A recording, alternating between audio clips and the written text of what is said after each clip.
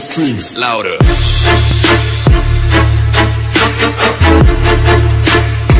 마지막으로 그분들이 언급한 게 자유통일이 실현될 경우 전 세계 학자들이 예견하는 대로 2050년대로 가면 대한민국이 세계 제2 국가가 된다. 그것을 실현시켜 주기를 바란다. 이런 희망적이고 아주 긍정적인 또 이야기를 썼어요.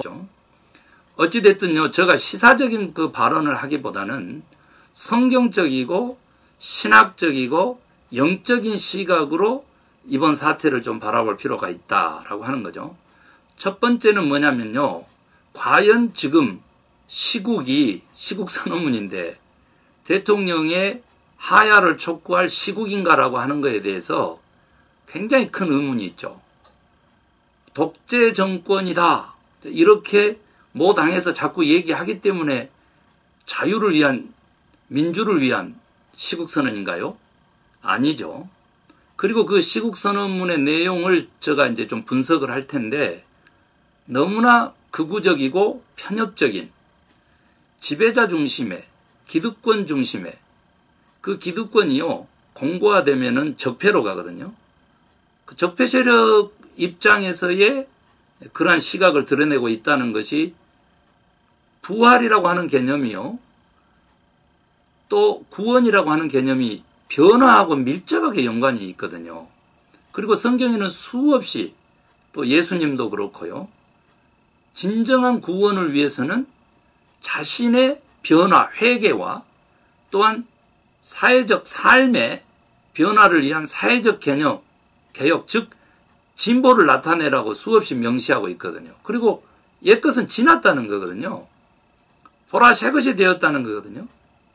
소망을 잃어버린 교회, 기독교, 소망을 잃어버린 사회가 아닌가 이렇게 의심이 될 정도로 아직도 옛것을 붙잡고 있는데, 그 옛것은 육적이면서 동시에 세상적인 것, 즉 멸망받고 심판받을 그 죄성을 가진 그 세상의 일부분을 얘기하거든요. 그래서 저는 자꾸 영적으로 사회복이라고 하는 용어를 쓰잖아요.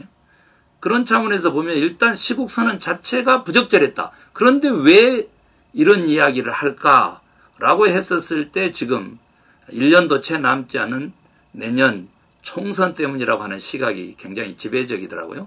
그런데 저는 정치적 일정 그런 것을 떠나서 이 시국선언문 내에 들어있는 반기독교적이고 오히려 적그리스도적인, 그리고 성경과 또 기독교적 신앙과 신학과 신앙 고백을 떠난 바로 그러한 정신의 세계, 영적 세계를 제가 좀 파헤치려고 합니다.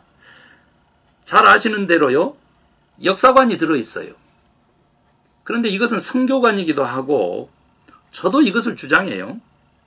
우리 한국교회는 135년 전에 선교사들을 통해서 한국에 선교된 이래로, 그 말이죠, 민족의 개화와 독립운동과 건국과 6.25와 새마을운동, 민주화의 중심에 서 있었다라고 하는 평가요.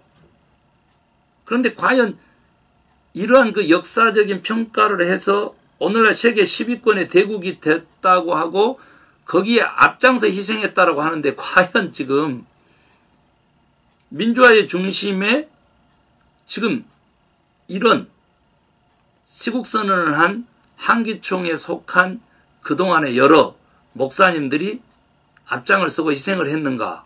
여기에 문제적이 반문하실 분들이 굉장히 좀 많은 것 같아요.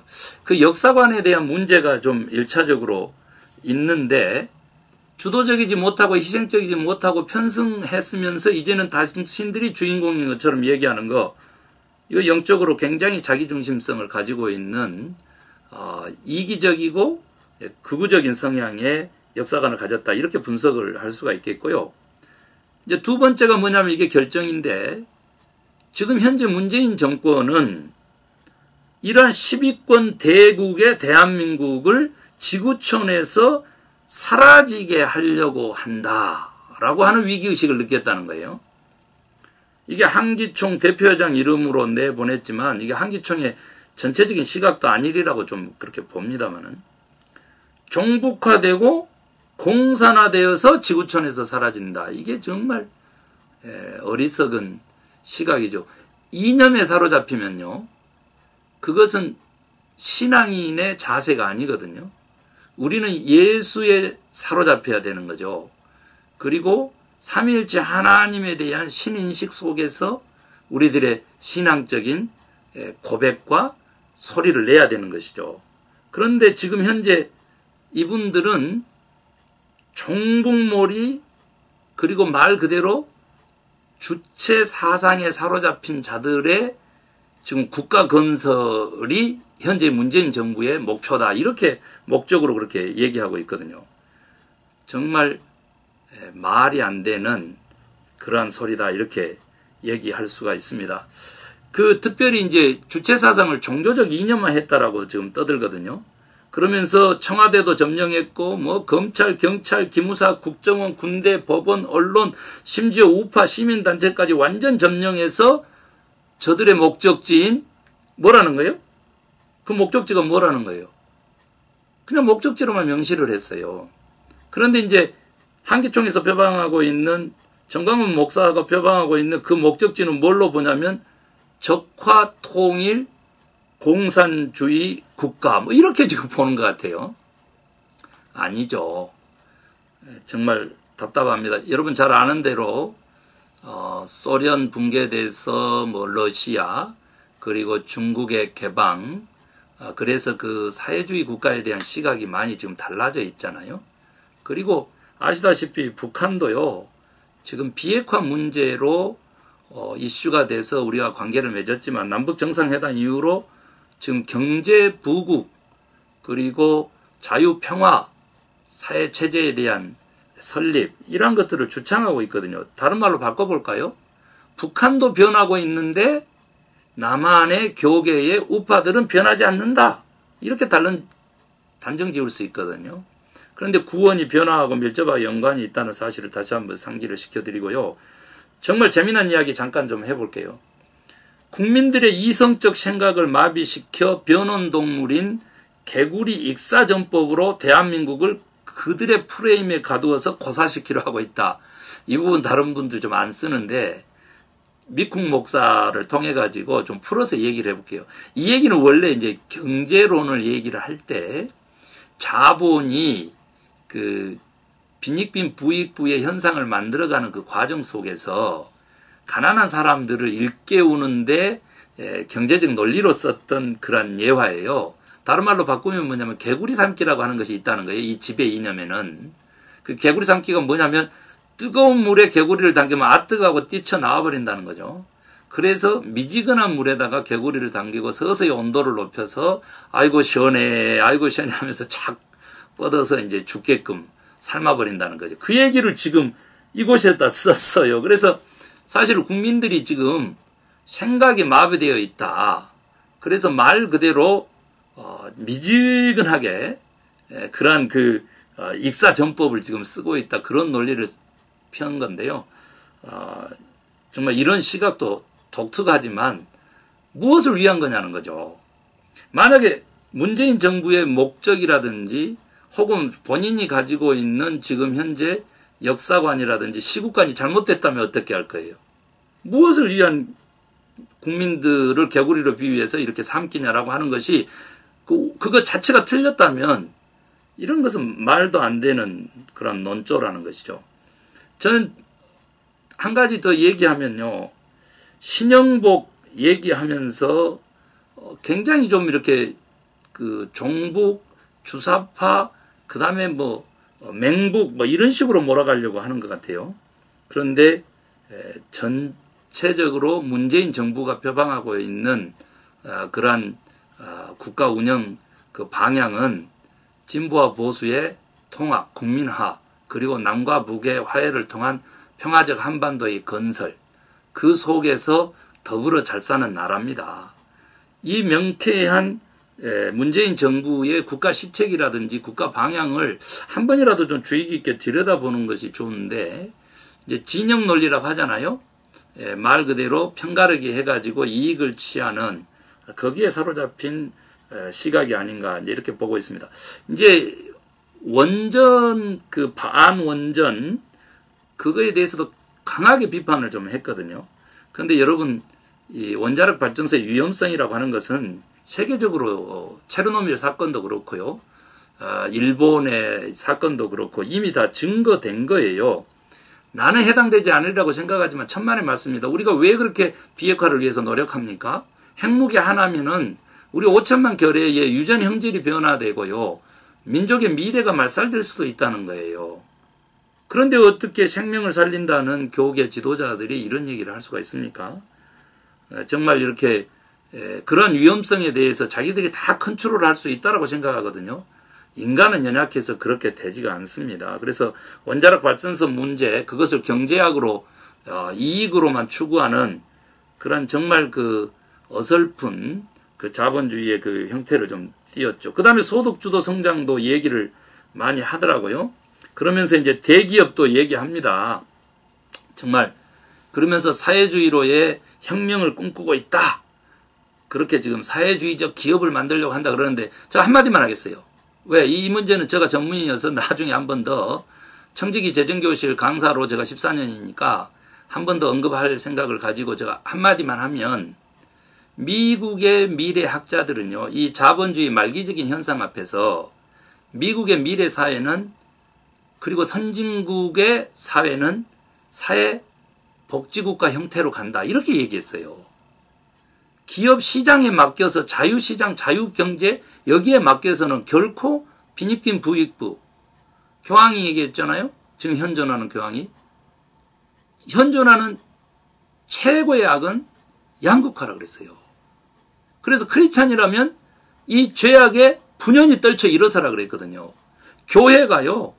이 경제적인 사회 양극화, 그래서 생기는 문화, 권력적인 양극화 이런 것들을 해소해서 불공평한 나라라고 40대 이하가 85% 이상 불공평한 나라라고 얘기하는 우리 한반도를 좀 공정하고 공평한 나라로 바꾸는 거.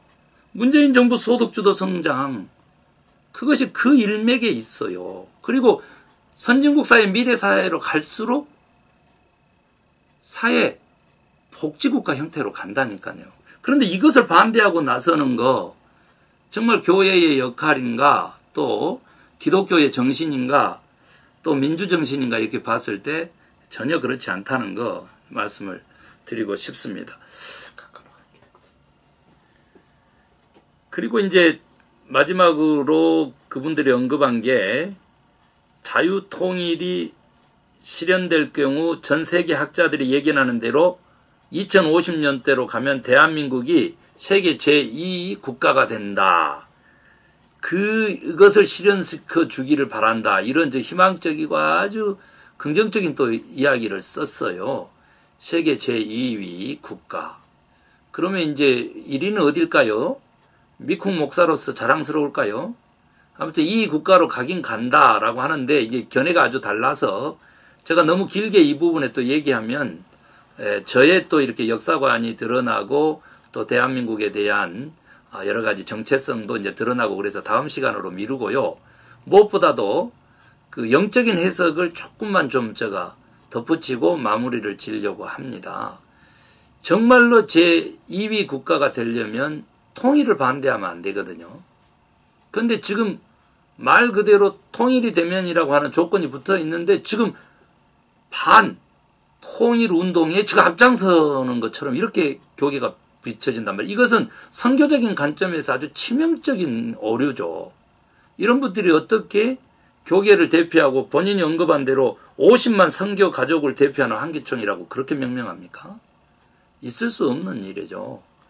다른 말로 제가 바꿔보면은요, 말 그대로 ABC에 해당되는 영적인 기초, 신앙의 기초, 성경의 정말 말씀의 기초, 이런 것들이 하나도 기준에 차지 않는 그러한 목사의 말 그대로 언론 표현으로 하면 망언이었다. 이렇게밖에 표현할 수 없는 그러한 시국 선언문이다. 이렇게 결론 내릴 수가 있겠습니다. 아무리요 6만 5천 개 교회 30만 목회자 25만 장로 이렇게 갖다 붙여도요 여기에 동의할 그리스도인들이 그리 많지 않을 것으로 보여져요. 10%의 지금 현재 극우 성향을 띠는 한기총에 그 소속된 그 성도님들의 목소리가 나머지 90%의 기독교를 대변할 수도 없고요.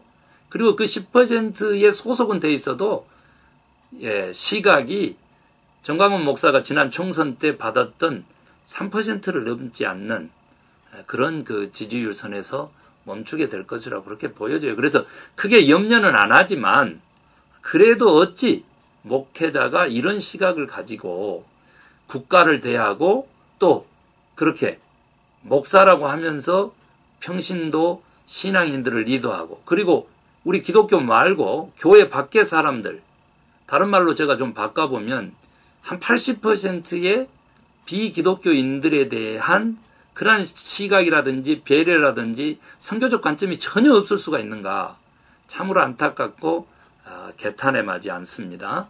자, 미쿵 목사가 정말 같은 교회에 또 같은 목사로서 한기총의 시국 선언문에 대한 영적 평가를 좀 해보았습니다. 댓글 달아주시고 또 다시 만날 때까지요 기대하시고 연락 주십시오. 감사합니다. We make the streams louder.